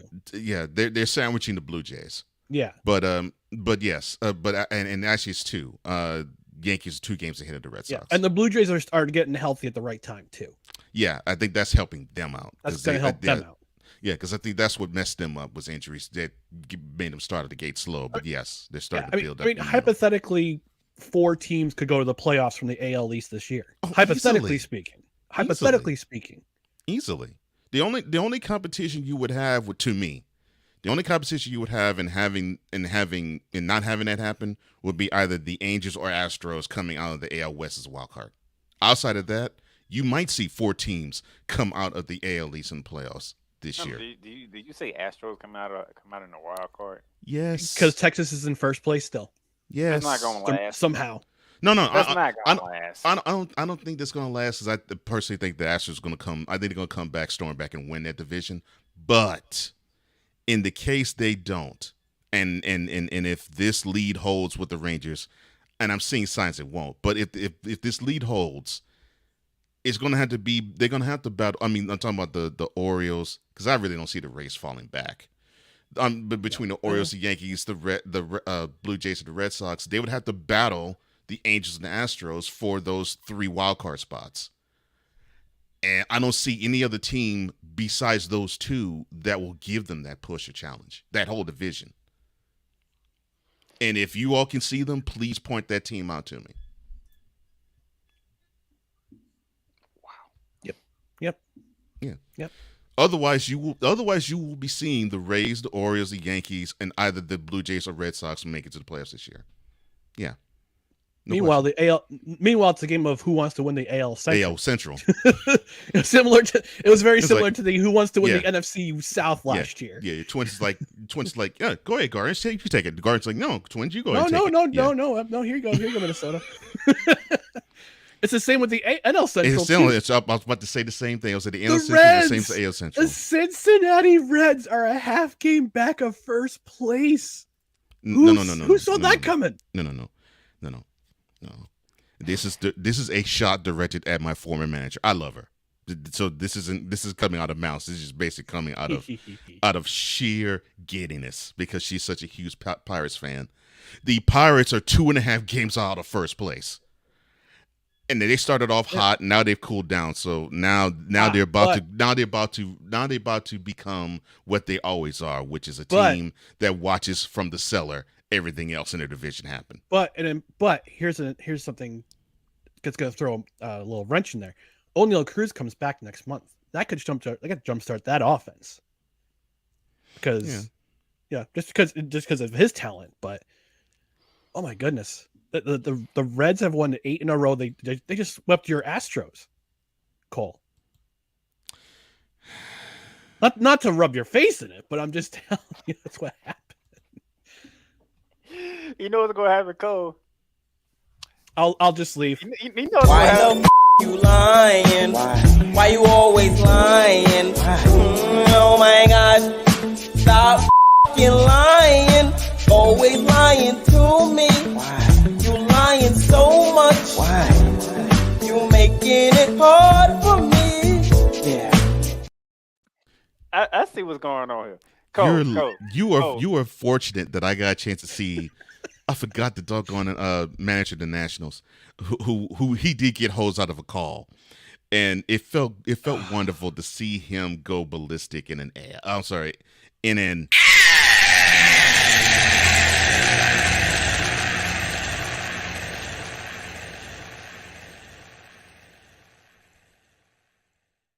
Cole, that's it. Then I'm gonna take that shot and let it slide. Cole, that's it, man. Because I know what's gonna happen. They trying to get all these shots in now, because they know when that turn of the second half happens, we all know who coming. And that, by the way, that wasn't me. That was Espresso McCarthy. Espresso McCoffee. Oh my god. There you go, Vicola. Because they ain't gonna have much to say about your Astros and when it's time. Because we all know the Astros are gonna be the Astros. Yes. Exactly. Actually, gentlemen, now. What's up, Cool? What's up, Cool McCain? What's up, Vicola? Vicola. Espresso McCoffee, Cold Sports. Yes, sir. Go ahead. All right, hey Victor. Since I wasn't on after the NBA Finals, we have to. And I agree with you, Shane. Yeah, MLB. It is parity for real. Yes, through almost the entire league. Yeah. I'm sorry. It's fun. It's fun. Even though I'm a Yankees fan, I'm kind of struggling right now. This baseball season's been fun. Yeah, because you've seen teams you don't normally talk about contending. Yeah. It's actually a good thing. Wait till I talk about the J about the College World Series. Oh my gosh, them been some games. Yes, it have been. You were saying, Mr. McCarthy. So, I know it's Monday. Don't you do it? I gotta do it. No, you don't. I don't care. No, you. Oh, do not press. This is my segment. This is my segment, Playmaker. Yes, LeBron. It is you. It has been you. It always has been you, and always will be you. Yes, sir. You got one ready. I got one ready. All right. Why? In a world where partial greatness is celebrated. Actually, let's take a quick break, and then when we come back, we'll roll right into Mr. McCarthy's. That is a brilliant idea. Let's take a break. Why? Roll right into Mr. McCarthy's Bronze Session Confessions. Off season. One of the great things about ordering meals from Mother of Macros is that you can do it from the comfort of your own home. Click the national or local delivery link to access the menu, and we'll ship the meals right to your door. We understand you won't always have time to plan, shop, prepare, and cook to provide healthy nutrition for your family, so the process is simple and saves you hours. We know you're busy, so our meals are professionally prepared and packaged. You only need to heat them up and enjoy. We provide macro-balanced, delicious meals chock full of fresh, local ingredients with none of the stuff you don't want to eat. Plus, our menu changes every week, keeping your taste buds wanting more. We take care of your meals so you can worry about everything else on your list. Mother of Macros.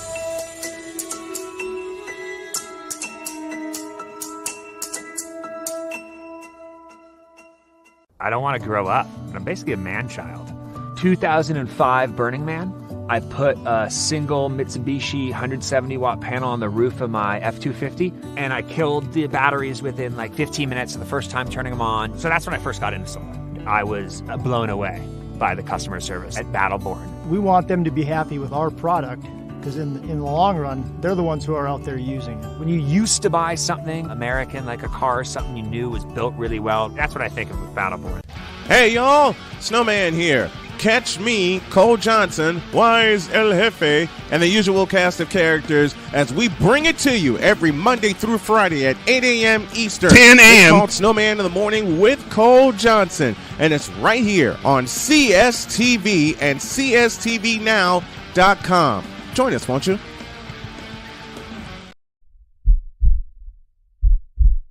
In a world where partial greatness is celebrated and total greatness is shunned, there stands to be a figure on the lips of those who love him and those who hate him. The inane comparisons to Michael Jordan and Kobe Bryant continue and has existed since 2003. There is no end in sight, for the battle between those who unconditionally love and unconditionally hate him wages on. These are their stories. Welcome to the Bronzexual Confessions. What did you say, Playmaker? What did you say in our number one Playmaker?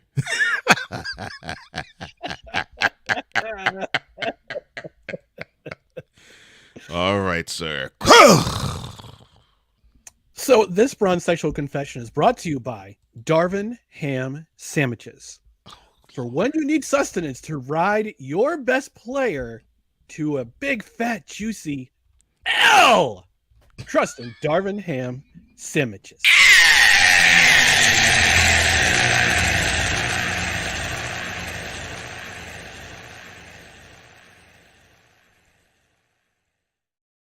So as I was perusing social media the other day. Not doom scrolling. I'm sorry. Let me channel Wise. Oh, yeah. Now, what did I tell you about doing that?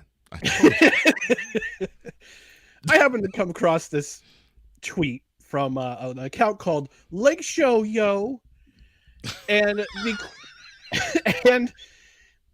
the sentence they put up before they put the screenshot up says, and Cole, please okay. open. Quote: LeBron just cooked Michael Malone, crying emoji. Close quote. And now a selection from the Wonder Bread Choir entitled, "What in the world is you talking about?"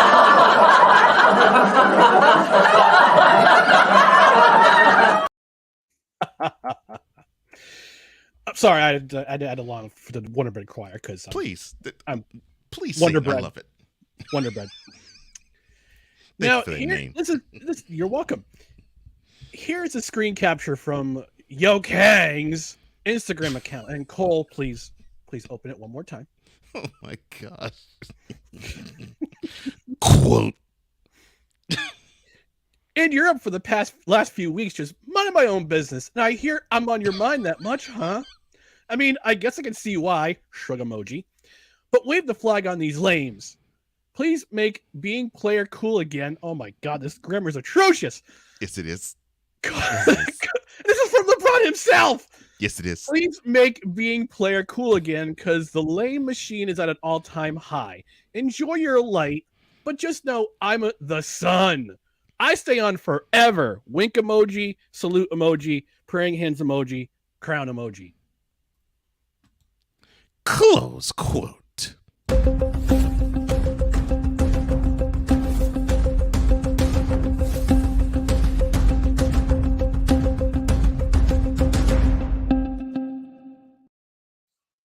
LeBron needs to go back to grammar school.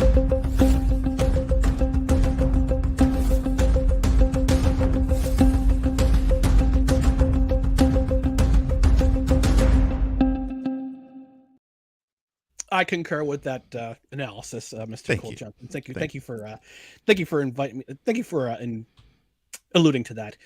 Yeah, his grammar is as bad as his a lot of his followers. This is just atrocious. It's an atrocity. And if I could, I would bring him up on the world court for human atrocities to the English language. This is just garbage. Anyway. And he's waving the French flag, by the way, which it's not a white flag, but it's the French, the blue, blanc, et rouge of the. Yeah, he was starting that 24-hour Le Mans race. Yes, and the country where their mascot's a chicken. But needless to say, look, dude, What happened the last time you were on television? What happened when the last time you had a game? What happened? Oh, what happened? What happened? I can answer that question.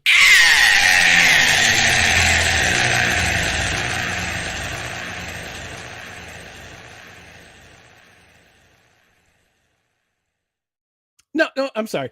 What happened the last 4 times your Lakers were on television? Oh. Continue.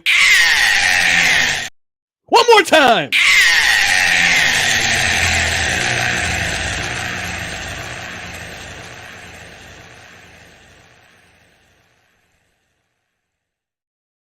To the champs, no less. Yes, to the champs. To the newly crowned. Speaking of crowns, the newly crowned NBA champions. Mm-hmm. They know how to play basketball. I don't watch much basketball anymore. I to be fair, I kind of stopped paying attention after a certain another king retired. The actual king of basketball retired. Oh Lord! Did Brian Snow just leap out of his own body and just came right into yours? Oh, yes, apparently the spirit of Snowman, all the way in wherever he is right now, just kind of invaded my this vessel I called Ryan McCarthy. When you said the real king. Yes, I did see the real king. Unfortunately, ladies and gentlemen, I have to partake in this because once Ryan gets done, I'm about to get on him and everybody else. Me? Yes. She. Anyway, folks, excuse me. Anyway, so look, dude, I know you can't stay out of the news cycle for more than 5 seconds because that's part of your generation. You don't want to stay out of the news. You don't want people not to pay attention to you. Dummy. Yes, for 5 seconds. You and I quote tweeted this particular Lake Show Yo tweet, and I said, please open it, Cole. Lake Show Yo, it's a crazy name.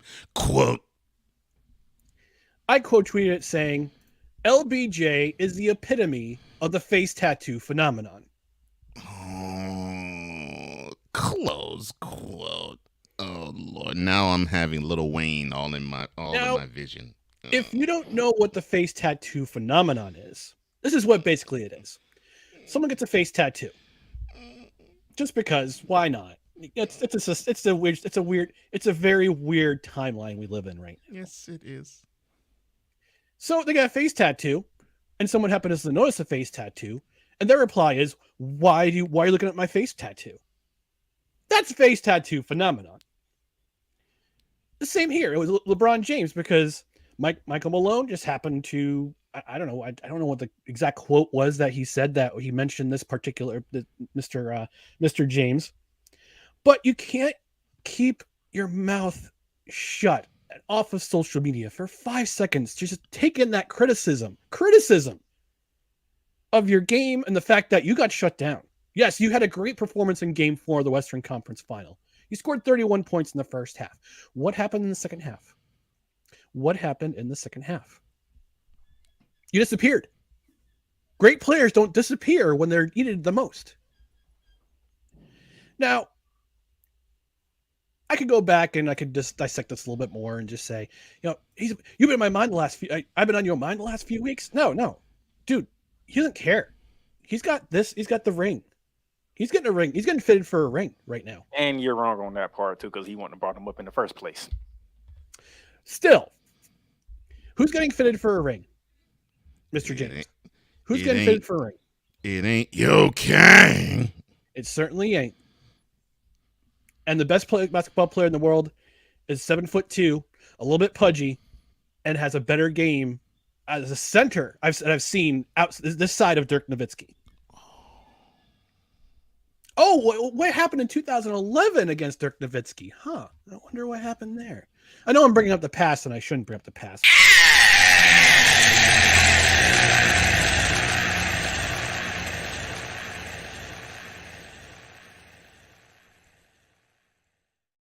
Thank you, Cole. So, needless to say, just stay off social media, dude. Enjoy your enjoy your vacation on the French Riviera. Enjoy your vacation in Europe. Take a few weeks off to just chill. you don't have to respond to every little criticism. You don't have to. I don't. Look, I've reached a certain point in my development as a human being where I just stopped caring about what other I mean, I take in criticism, yes, but I used to be a better person. I used to be a better person. It's constructive criticism. I use that as fuel to be a better person. You're using it as fuel for clout. No. Why do I hear birds? Who's got the window open? Anyway, so needless to say, Mr. James, please go away for a bit. You don't have to be part of the news cycle. You don't have to stay relevant. Like, we already know you're relevant. You got you got all the money in the world. You got all the endorsements in the world. Dude, just chill. Chill out. And we'll see you in October. Now get out of my face, you thirsty heifers. In a world where logic and sense flies completely out the window, while purple and yellow glasses are donned, rises a figure who encourages ridiculous, undying loyalty. Good Lord, I'm about to throw up.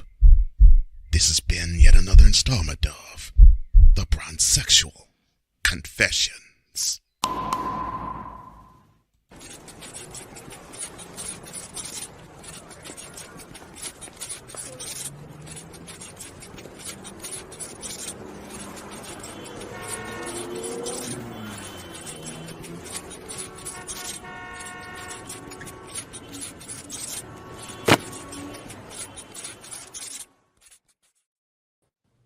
And also joining Ryan and Playmaker and myself is a wonderful, respected journalist from North Carolina, from the Tar Heel State. Welcome for Spivey Notes, Jay Spivey. How you doing, my man? What's up, guys? How you doing? I'm sorry, Doing Jay, good. but I need to Mr. Spivey. respond to this nonsense right now. Make it about 30 seconds. Okay, listen here. First of all, Mike Malone didn't have to bring up LeBron's name in the first place during his championship parade. But I understand why, which most people forget why he did that. He didn't do it because LeBron James did something. He did it because the freaking media who kept talking about the Lakers after they got swept. LeBron did what he had to do. He did his press conference and he went on about his way. You didn't hear from LeBron James after he lost. He went on about his way. And now I'm about to make all Bronzexuals angry because we're going to talk about Michael Jordan. Good. All right, you mean the best player ever? Yes, TBE. Yes, the best player. The problem TBE Amen. on the court. Yes. Amen. Hallelujah. And pass the biscuits. So Yes. my problem is Mike Malone opened that door. LeBron was chilling. Mm-hmm. Yeah. And you heard me say this the last time. LeBron James, he on his offseason. He on his offseason. Well, a guy who's going to forever be on his offseason now is 10 times richer than he was when he put in his investment in the Charlotte Hornets. You're in the area, sir. So talk about how it feels for Jordan to sell the Hornets for $3 billion. And that's a B, not an M. Well, While keeping on. his return on his investment is obviously humongous. Not that he needs the money. Right. I mean, I think Michael Jordan could live just fine. Yeah. Without this sale. Yes. But I mean, people blame him a lot for this. But I've told you guys, but in terms of how their organization is, and yeah, they have certainly made some bad decisions. But as I told y'all before, one of the biggest problems is with the state of the NBA now is it's hard to really compete when you know, despite what people around here think, that Charlotte is not a destination city for free agents. Unfortunately, it's not. And I've told you all that a million times. They're not going to get top-notch free agents to come to Charlotte. Charlotte's a great city. It's a big and booming city. But a lot of the players are not going to come there unless you do this. Got to have 2 or 3 top-notch players come and play with you, just like the Suns apparently are doing now. But ain't part of it's the reason why? Because they're not going to. Michael and they always seem to draft obviously not this year, but of course that got messed up by the lottery. They seem to draft like in the 13 to 15 range every year. They're going to get the number 2 pick on Thursday night, and who really cares? Because there's only one person anybody wants this year in the draft, and that's Victor Wembanyama. That's it. That's the only people anybody cares about this year. Jay, I've got a question. I got a question, Jay. And it's not to the point that because Michael Jordan is the owner, like, what would you don't want to play for Michael Jordan, like the greatest player to ever play the game. He owns the team. Don't you want to go play for him? That's my question. Kids today don't care. These kids today don't even know who Michael Jordan is. Yeah, I'm thinking it's more Seriously, along the lines of if their bags are lined up and if they can play more than who they play for these days. I think these kids that only watch YouTube and TikTok,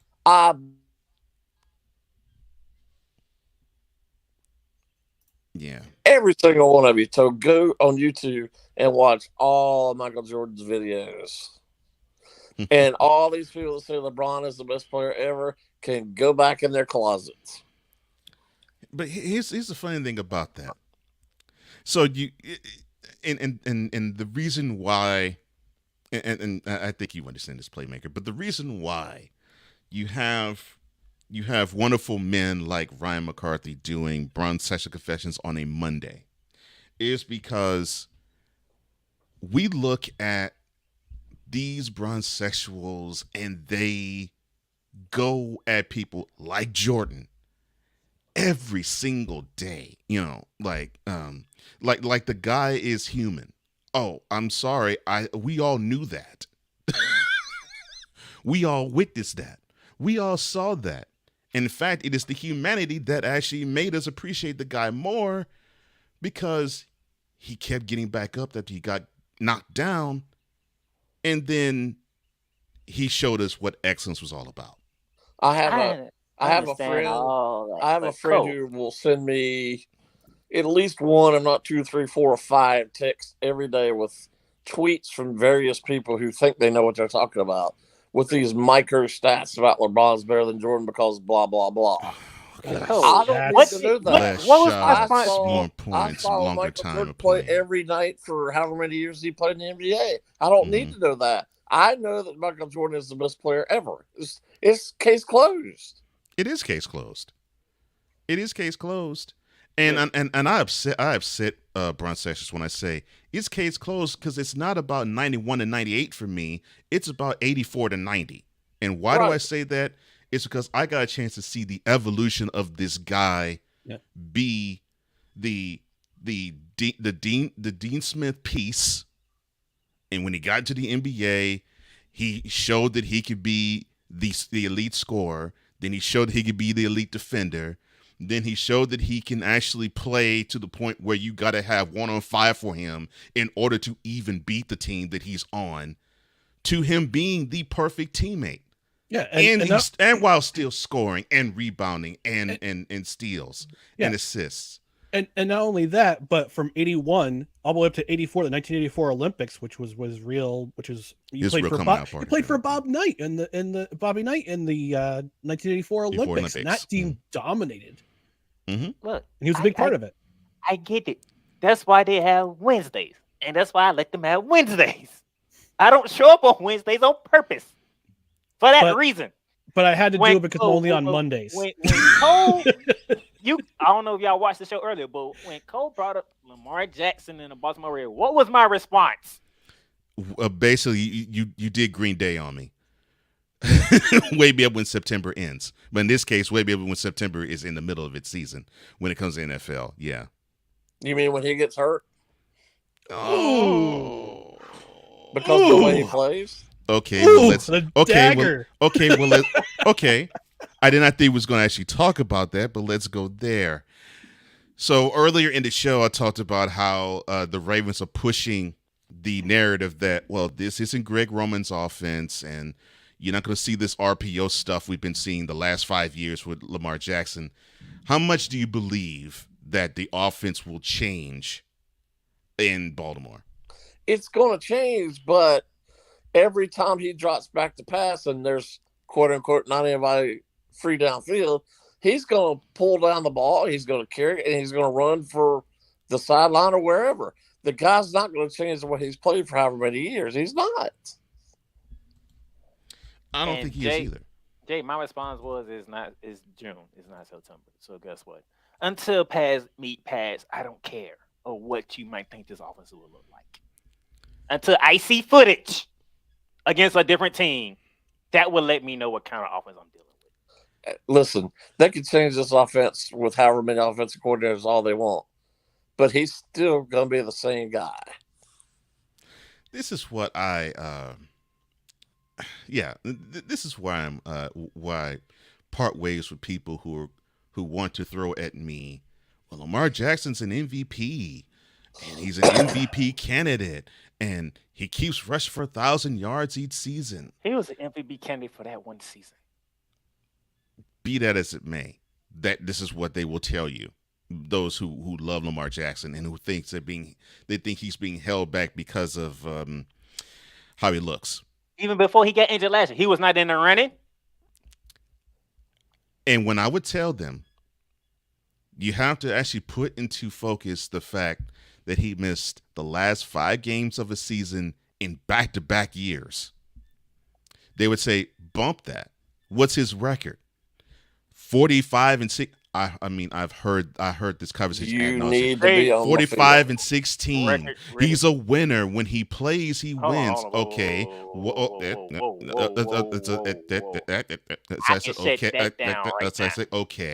That's the records from September to early January. What's his record in the playoffs? Thank you. For the last I remember, it was 1-3. Thank you. What has he done in the postseason? Yeah. So, but I would have these conversations and they're saying, well, he's being held back because of his style. He's being held back because of a certain culture in which he belongs. He's being held back because, well, Baltimore doesn't really know what they want to do with him. No. Part of it has to be number 8 has to own this too. Then part of that culture got him an MVP trophy. John Harbaugh completely changed the offense because of him. Yes. Didn't that coach get him an MVP? Didn't that coach have him a star in the regular season? It's the same. They didn't change in the postseason. Listen, I think he's better than a lot of quarterbacks in terms of how he passes. Yes. But I'm going to believe how good he is with this quote-unquote new offense when I see it. I don't care how many receivers and tight ends they bring in. Thank you, Jay. And that's where I am with it too. I just don't get. I look, if he does overnight become like, I don't know, like Steve Young circa 1992, I'd be happy. I'd be real happy. I don't think it's going to happen yet because it'll be such a drastic switch and change for him in philosophy. Because to your point, Jay, you're correct. The dude's instinct is when he does not see the first read, he's gone out the pocket. He's gone. And ask Robert Griffin III how that works. Remember what Gus for Bradley did 1 year. For 1 year in the pros. Gus Bradley said, you know what? I'm gonna play 6 DBs the whole game. And let's not forget this, guys. I know Todd Monken is a highly thought of offensive coordinator, but he's not really ever done this in the NFL. And I know Georgia's got great players, but Georgia's not the NFL. No, it's not. So how is he going to adapt to the NFL?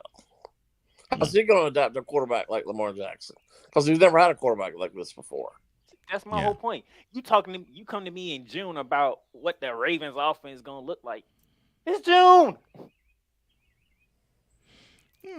Yeah, and I was saying the playmaker. A lot of that was damage control. Ravens want us to see. Well, really, there was nothing to see here. We told you everything was fine. We told you that Lamar Jackson's our future, and we proved that he's our future because we got rid of a guy who only ran RPO offenses, and now we got a guy who's running a more complicated style, a more pro style offense.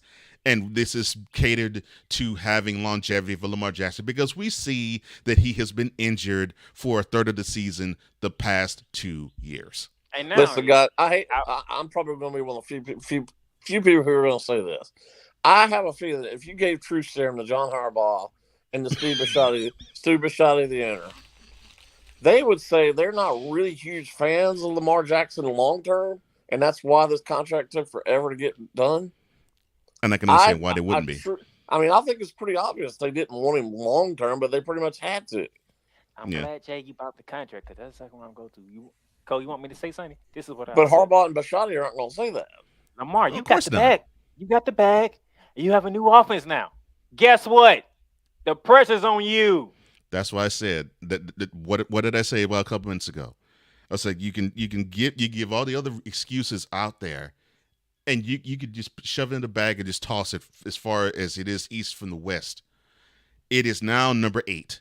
It has to be about him, and he has to own, okay, everything is in my favor because I got an offensive system. It looks like the team is with me. Heck, they even went out and got a wide receiver, although will Odell Beckham Jr. actually stay healthy? That is another question. Is he though? I know he missed the entire season, but we know how he is when he does not get the ball. I was going to get to that point. So how long does it go before he and Lamar bump heads with each other? Oh, I was going to get to that point, but everything is now aligned in my favor. The team has backed me. The team has backed the Breeze truck into my living room.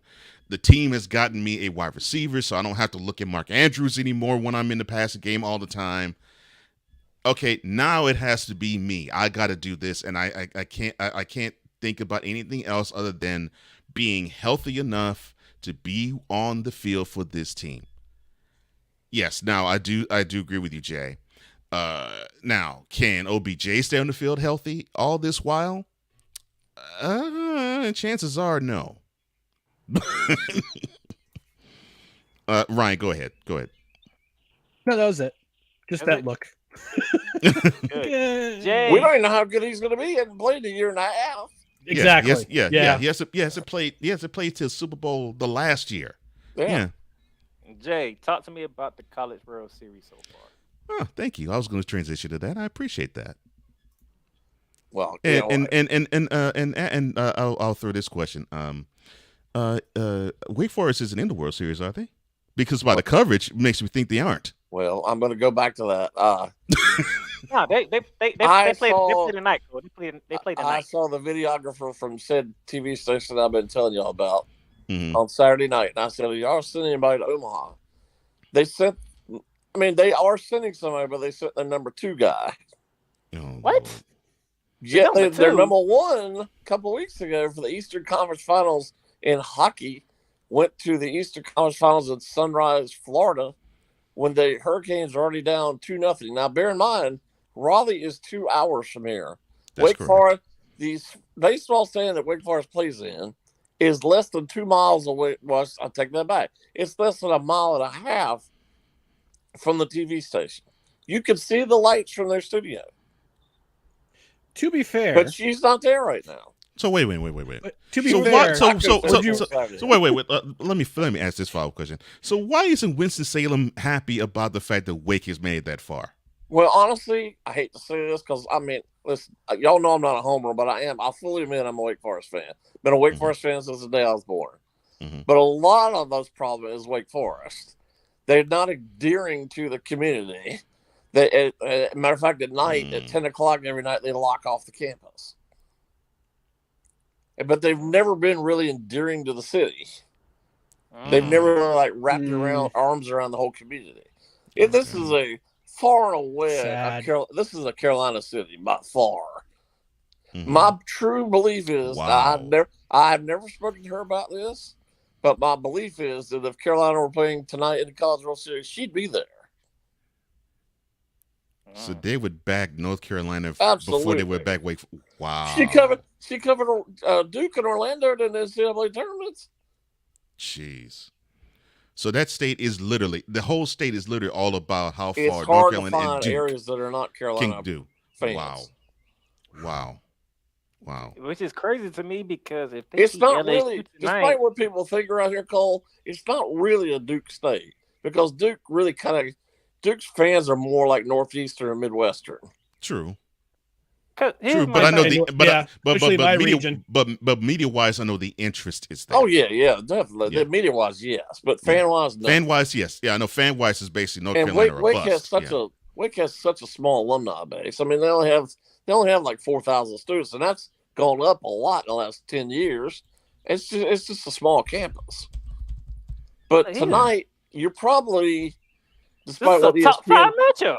Despite what ESPN might tell you, you probably got the 2 best teams in college baseball playing against each other tonight.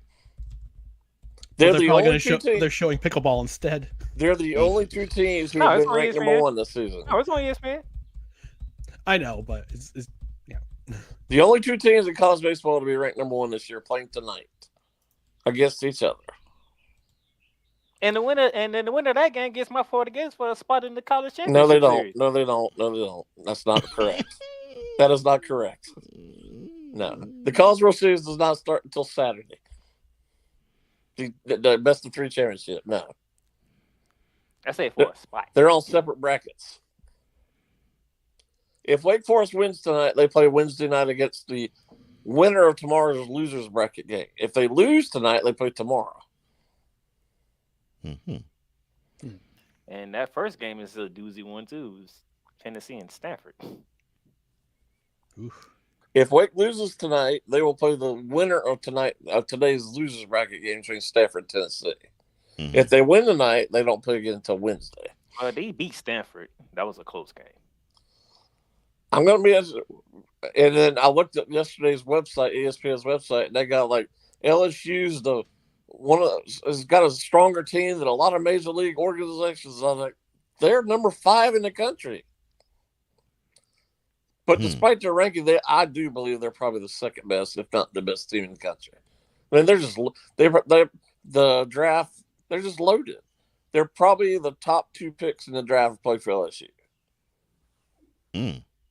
Yeah, well, LSU's baseball program has been rather stout over the course of years. Yeah, so that doesn't really surprise me when you say that. I mean, they're the number 1 prospect in the draft by far, from what I've heard. He had 12 strikeouts and 1 walk that night in game 1. He's really good. Yeah, but I mean, Wake's loaded from top to bottom. They are loaded. But again, they don't get the national appeal. If you watch ESPN, you honestly think the 2 best teams are Florida and LSU because they play in the SEC, because they're much bigger schools. And Wake had to play at 2:00 Saturday when they're the number 1 team in the country. They got no TV. They got 0 TV coverage last week for the Super Regionals. They've been number 1 since April. They got the primetime spot tonight. And if they win, they probably gonna get the primetime spot Wednesday because they got my Gators playing it too. Well, they'll play Wednesday night if they win tonight. It's a shame it took this long, but they get the spotlight. Well, yeah, it is a shame it took this long. All right. Well, before we wrap this up, I would like to have your opinion on this, Jay. So we talked earlier about Jordan selling the Hornets. Who do you think will be the majority owner to come in and buy them? Well, it sounds like they've already picked the 2 guys who are the majority owners. Well, they already sound like they already got those. Okay. Yeah. They've already announced that. Okay. Now, it sounds like Jordan is going to be retained as a minority owner. Right. So I didn't think he was going to lose all the. Yeah. The question is, how much of a percentage is he going to retain? Yeah. Hence why I said majority owner. Because I figured he was going to own still. I think basically, for all intents and purposes, the deal's done. Just a question of how much ownership he's going to keep. Yeah. All right. Now, I'm sure there's going to be NASCAR drivers and whatever else who are going to try to buy a small percentage. Well, heck, the way pro sports organizations are owned now, you can make a fortune if you own 1% of a team. Yeah, that's what I've heard. And heck, Jordan sold it for $3 billion. You own 1% of that team. Let's be a millionaire. If the Hornets are worth $3 billion, what are teams like the Lakers and everybody else worth? At least 6 or 8 billion. Yeah, I was about to say at least twice that, and probably more. I think the Yankees are worth $15 billion. Oh yeah, easily. Yankees are worth that easily. Yeah. Oh gosh. Every NFL team is worth that. Every NFL team. Heck. Yeah. What the Commanders were bought for? What, $7.5 billion? Yeah. It's like print money with NFL teams. Heck, look, if you go by divisions, an NFL division earns in a year $2 billion now. Yeah. A division earns $2 billion. And yet they cry poverty whenever they want a new stadium built. Yeah, Please oh, yeah. help Yes. us, Yeah. please. Like, Listen, no. I know the Not Jaguars to are mention- getting rid. I know not to the mention they Jaguars took are over- getting ready to renovate their stadium, but they have one of the richest owners in all of pro sports. He owns a bunch of soccer teams in England. He's one of the richest owners in all of pro sports, and he's whining about needing money for stadium. Here's an idea: sell one of them so you can purchase a new stadium. Right. Come on. Oh, by the way, how hard could it be? It's about wanting to include everybody in the spending. This is your team, not necessarily just Spare mine. me. And if y'all think NFL teams make a lot of money, try any European soccer team. Oh gosh, man. Oh, speaking of soccer, They make money hand over fist. Speaking of soccer, shout out to the USA men team. That's right. Wake me up in 4 years when their World Cup starts, because the CONCACAF means nothing. You got to start something. We got to start somewhere, Well, Jay. We got to start somewhere. Well, And the World Cup is going to be hosted by us, Canada, and Mexico. So So we don't even have to really qualify. Well, we're already no, but it's good to have that competition to warm up against. Well, 3. Yeah, because it'll probably be in 2026. But yes. Well, it's always a pleasure to have you on, Jay Spivey. Where can people find you, sir? My Twitter is at @JSpivey_WSJ. My Instagram is at JSpivey3, and I'm on Facebook at JSpivey.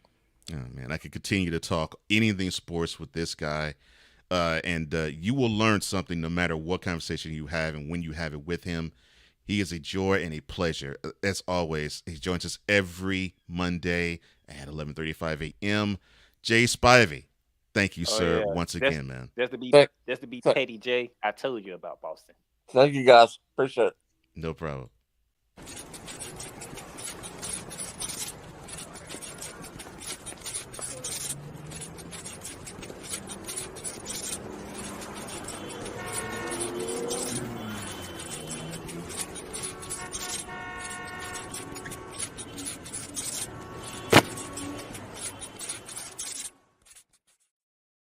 I was going to say to Jay, to be fair, would you And rather be in Sunrise, Florida, or Omaha, Nebraska? So that was it. and you're You right, is Shane. so As wrong as for the Jaguars are looking to renovate the stadium, they're looking to playing at Daytona, which I think that would be kind of cool to see. And then the answer to the decent question, yes. That Gold Cup is starting, I think, next month, but probably within the next 3 weeks. Well, Virginia. But the women's FIFA World Cup is this year too. That's about to come up. Yeah, and Virginia and Tennessee played at Bristol Racetrack a couple of years ago too. That would be kind of cool to see an NFL game at Daytona. It was an interesting night. That was a very interesting night. Yeah. Any parting shots or words that you have before we let you go, Mr. McCarthy? Well, you can catch me today, Wednesday, and Thursday, covering for Brian Snow and the Brian Snow Show at 2 p.m. Eastern. Today, we're going to talk about Antonio Brown's history. And we'll talk about that next week. As an owner of the once and future owner of the Albany Empire. Yeah, we'll talk about the New York Yankees, and we'll talk about we'll do some U.S. Open golf too. U.S. Open golf, it just concluded yesterday. First time I won it. First timer, yeah. Yeah. And by the way, thanks Ricky Fowler for crapping the bed yesterday. It cost me $5. Poor Ricky. Poor Rory. He just can't catch up, Ricky. All right. Well, you can catch Ryan here every Monday. Normally it is at 10:35, but he decided to grace us for an hour, and we enjoyed it. Thank you, sir. And I'll be definitely tuning in later on tonight and later on today too. Well, actually, we're preempting No Credentials Required. We're going to have a Saturday brunch edition this Saturday at 10 a.m. Eastern. Oh, okay. In lieu of a Monday night stream, we're going to do a brunch on Saturday morning. Okay. Well then, give my regards to Dustin, and I hope everything's well with you and yours, Ryan McCarthy of No Credentials Required. And happy belated Father's Day to everyone out there who's a dad or father figure. Happy Father's Day to you. Thank you. Ron McCarthy. You can see why we enjoy and love him. Thank you, brother.